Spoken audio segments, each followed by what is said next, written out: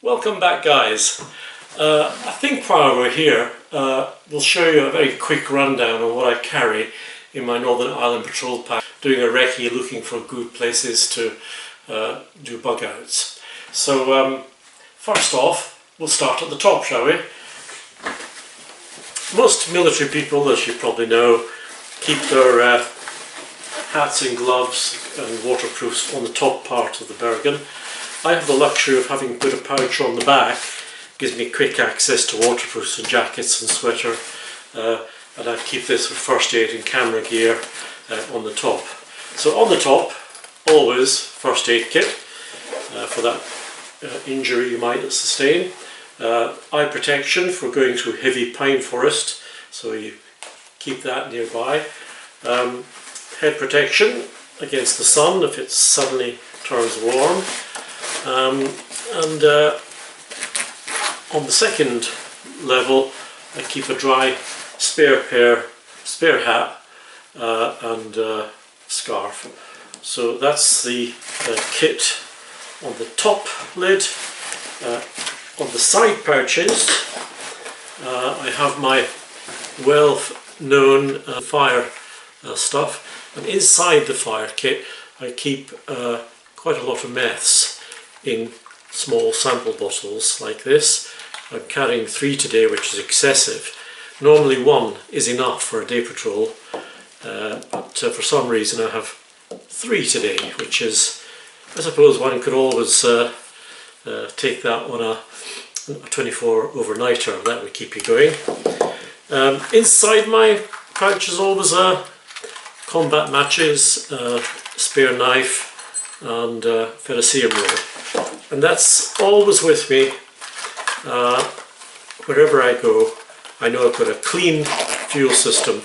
I do like hexi-blocks, as I keep saying, because they're also practical, but I like meths because it's clean and easy to light. So that's my fire kit. Beneath the fire kit I have my BCB mug, like so. Water supply for the day. If I'm doing a big walk, it'll be twice that much water. Cook pot, which has been well used, as you can see. A hugely successful piece of kit this BCB mug is. And then of course the hearth, which you've seen many times, no doubt. And I like the Mark 1 because it's very strong. It's not tinny like the Mark 2. And I keep of course, fire rope for the mess to burn slowly. I love this piece of kit. I cannot give it enough stars. It's really a golden piece of kit. Well done, BCB, designing that. It isn't light, but you know, it is very robust. And you can always put dry twigs on top to extend your burn time. So that's my BCB, and with it I have my homemade windshield. Just a piece of biscuit tin sprayed green, and that sits around the flame. And what else have we got tucked in here? Of course, a bespoke lid for the BCB mug. You have to search for those online. You have to Google and look around. Very few people make them and supply them, but it's still possible to find them. I cannot remember where I got this one from. And that's it. That's my cook system.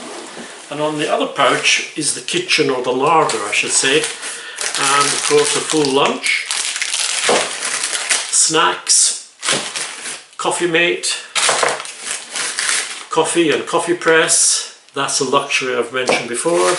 Coffee bag if you're travelling light, and you only need that. And camo paint. I don't know why that's at the bottom of the larder, but a bit of pepperoni. I always keep a harvesting saw because it is very useful if you need to have extra fuel. Of course, I like my spork. It's indestructible and it's dual purpose. It opens bottles, it helps scoop up the juice, and of course it's a tin opener as well as a fork. Great piece of kit. This spork is called PSK00K, that's Paskook. Find us online, Paskook.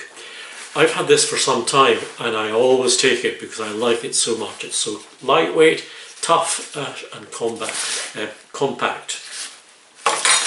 I think that's the larder area. Oh yes, at the bottom of the larder there's always to be found, day or night, sterilisation tablets for water.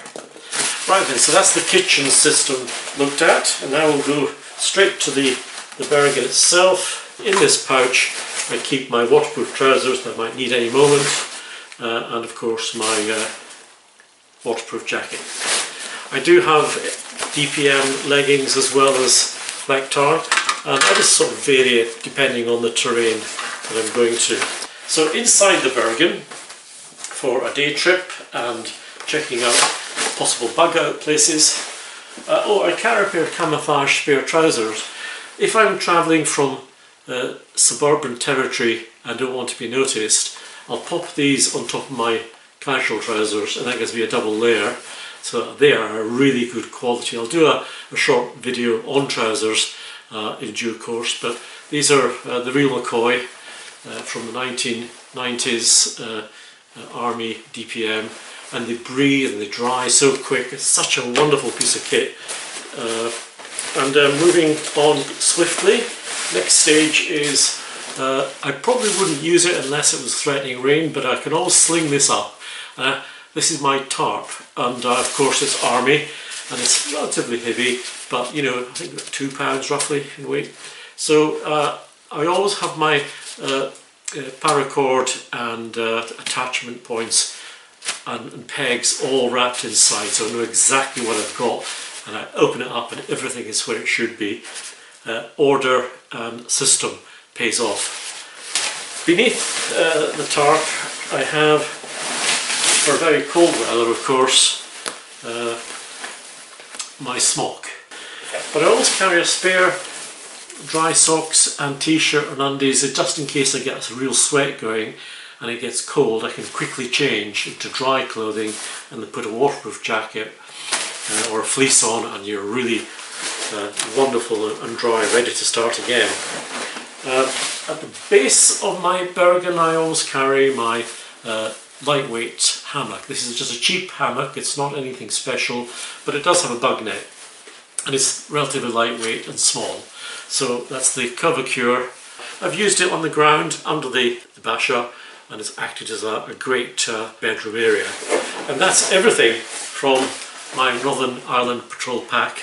I'll just turn it around quickly and let you see, like most people who have these, it's a kit, head cover and shamak or scarf within reach, so they can be used at any point. When you get too hot, you take your hat off, you get into cover, you put your hat on to protect yourself, and of course the obligatory hard-wearing gloves with the fingers cut off and the threads all singed. This is a pair of gloves I use a lot, especially on camp, because when you have them on, you can crawl around like a chimpanzee with your knuckles on the ground and nothing gets through to cut through you. So they're really excellent piece of genuine Army style gloves. So that's everything covered, and until next time, keep your kit nice and dandy, keep it lightweight as possible, keep reviewing it and keep checking and trying it out until you become like second nature, where you know where everything is, and at a drop of a hat, if you have a moment or half a day, get out and use it. So until next time everybody, chin chin from me, and stay well and stay vigilant. Harry out.